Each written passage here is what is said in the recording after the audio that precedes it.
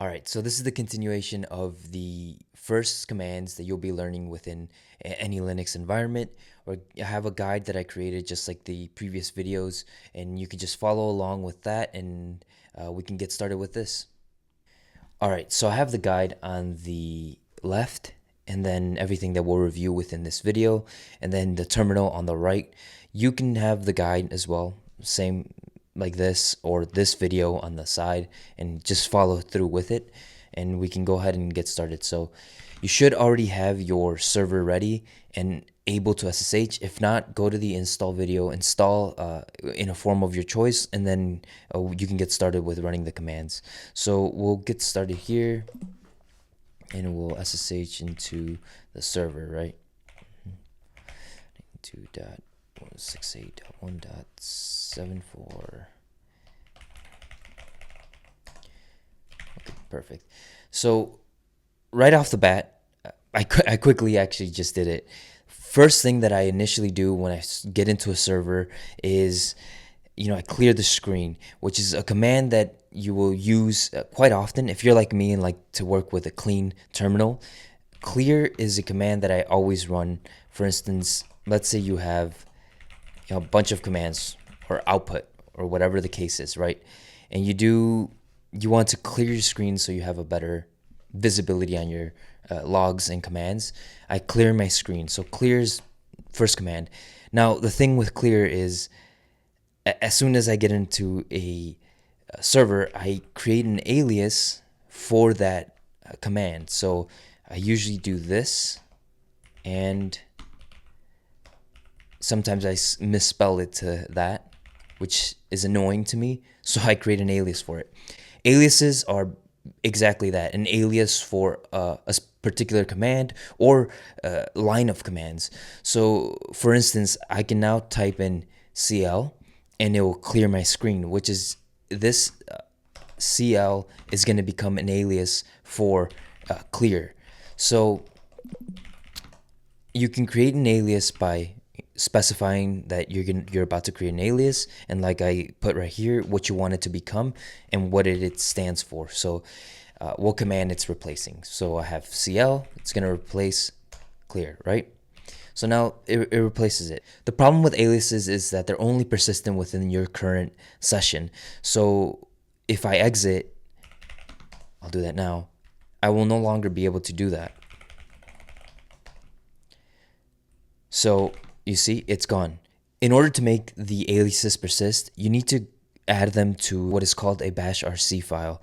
So if you do an ls, which lists your items, I will explain that in a few, but there is a file named bashrc. This is basically a config file that runs at the start of every session that you have within your terminal.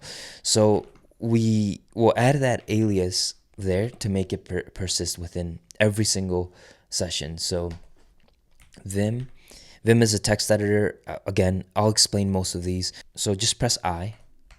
Again, all these I will explain to you later. And then we can just, make a comment for alias, right? And then now you can write that exact command that we had earlier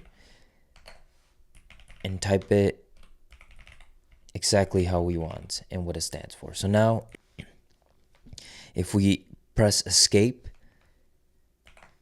colon, W, Q, exclamation point, this will save that file. And now it's still not there because you need to refresh the bashrc. There's two ways to do this. You can just simply exit, exit and SSH back in, or you can do a source from the top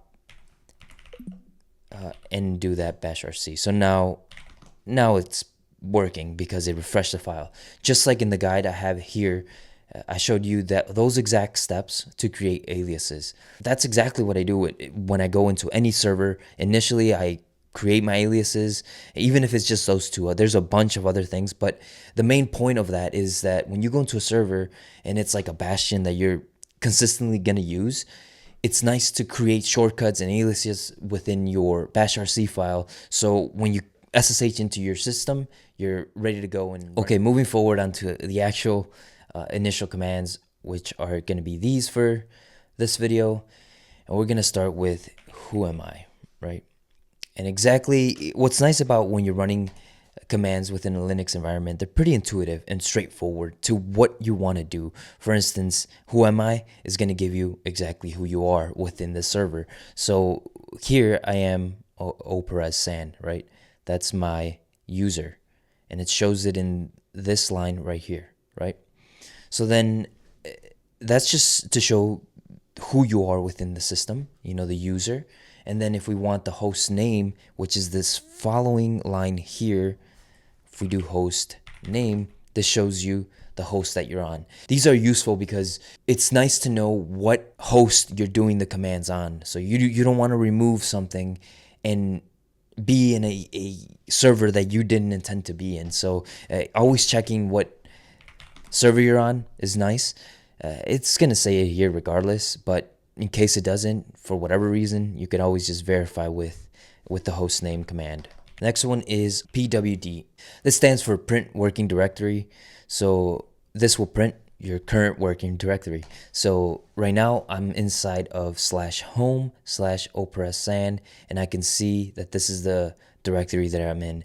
Again, when you SSH into a machine, you don't always fall within this directory, especially if it's configured in a different way. And when you go into a terminal session of a container, you won't know where you're at, and you will need to know with pwd. Moving on to listing files within your current working directory. So if you do a list, I'm just doing this to show you that ls, I'm trying to list, and ls is within that word that I'm trying to do. So if I do ls, now it shows you the list of directories or files that are within that directory. So you know that in this directory, these files live within that. Now, for most commands, there are flags associated with them.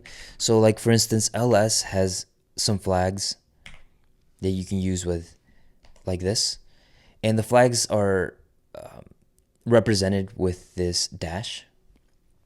And you can see that it prints it a little bit different than just having the base command ls, right? So when you use that flag, the A prints out everything, hidden folders and hidden files as well. So it shows you all documents, all directories that live within this directory here, right? And then the L is the long format, which shows you the permissions and the users that are able to access these files. So these flags are useful for when you want more information and just better readability for the command, the output that you get from base commands. On to the next command, echo here. Echo is exactly what it stands, exactly what it's saying it's gonna do. It's gonna echo back whatever you give it. So if I say echo hi, it echoes hi. And this is useful usually within scripts, because as a script is running, you can echo outputs of what's within the script. So for instance, there's variables that can be passed into Linux environments. There's already default variables, as you see here. Let's say you have a variable that you want to output. You can do echo hi user, and this is, let's say, a line in your bash script. It will say hi user, and you have 10 users, and it will iterate through those users and output that. That's what echo is useful for. It's also useful for when you have variables within containers. Let's say you have a variable var, right? And you echo the var, it will output the variable that it stands for. And when you're troubleshooting within a container, it's nice to have that visibility on what variables stand for. So that's echo there. Another useful command that is used within scripts is date dot, not dot. Date. There you go. This is useful within scripts because when you're doing logs and you want to output the date of the specific time that an error happened, within your script you can include the date, and you can get more granular with the actual output of this date. But it's also helpful for when you want to know that a server is in the correct time zone that you want it to be. So some of servers running UTC time, but you're outputting central, like you see here. you need to make sure your configuration with your date is properly set. So that's the command date there. Now, uname shows you the kernel and architecture, the OS version, and gives you the output of that. Now, if you use uname alone, it just shows Linux, which is duh, okay, thank you. But it's not helpful for when you actually want architecture or version or what Linux distribution you have within your system. So uname with the flag A, much more useful, as pointed out here. You know, uname alone isn't really helpful at all, but having this to quickly glance at what distribution I have, what architecture I have, it's helpful for when you're within your server. Uptime, another very basic command, but uptime will tell you the users, the load, and how long it's been up for. So right now it's been up for an hour and 27 minutes, but sometimes it can go 60, 90, 100 days that it's up, and you start to feel that your server is sluggish or something is wrong with it. A quick reboot of your system will help it get back to a more normal working state. Or in the Kubernetes world, if you want to check if a node has recently restarted, you can SSH into it and then, do an uptime and check how long it's been up for. If it says a couple minutes, you know that it recently restarted. Okay, moving on to the next command here, history. This will show you the history of the commands that you have ran in the session or previous sessions, and you can easily see what commands you have utilized. So for instance, this is useful when you want to rerun a command that you've ran in the past, like 229 here, right? If you do a exclamation point 229, it runs that particular line in your history with the command and the output. So it runs the command and it gives you the output. So sometimes when you're troubleshooting, let's say a pod, and you want to rerun that particular pod name, you can use this and it will run it. So you can get the logs of that pod multiple times within your history. So this is very useful. You can also do a history with a grep, and it will give you all of what you're asking here. I'll explain this in a following video, the pipes and grep, but this is just to show you the capabilities when running history and avoiding having to retype multiple commands at a time. The last two commands that I want to review here is the man and the dash dash help command. They're similar commands, but man stands for manual, and it shows you the manual for this particular command. So if we do man ls, it will show you what it is, what it stands for, list directory contents, and then the description of what the command can do. And then it shows you all the flags. Earlier we did the dash a with ls, and it says do not ignore entries starting with the dot. So essentially saying show me all the hidden files and directories. And then if we go and try to find dash l, as we scroll down, there it is. So dash L, use long listing format. And that's exactly what ls dash LA does.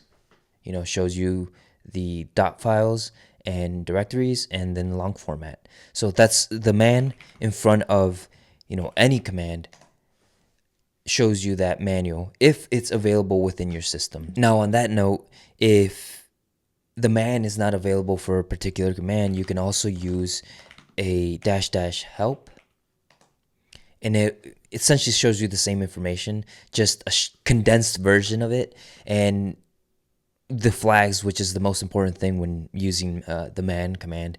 So there you go. You see we have dash A, dash L, and many more flags that you can use. And as you work within your terminal, you can decide how you want to use particular commands. So for me, I usually do ls ltrah dash ltrah, and that's just usually how I ls. But if you get comfortable with certain flags, that's up to you. You have that option to see what flags you want to use. So there you go. That's the reference with dash dash help. Okay, so that's pretty much it for this session. I'll give you a good amount of commands to start working with, and very basic just to get going with operating within your terminal. In the next videos, I'll be doing the file structure and the way Linux is set up, and we'll learn more commands, and you can, again, stack them on as you progress in these videos. So go ahead and practice, just like working out. You got to keep doing it and doing it over and over, or your muscles deflate. You don't want to become like that at all, ever. Stay swole, my friends.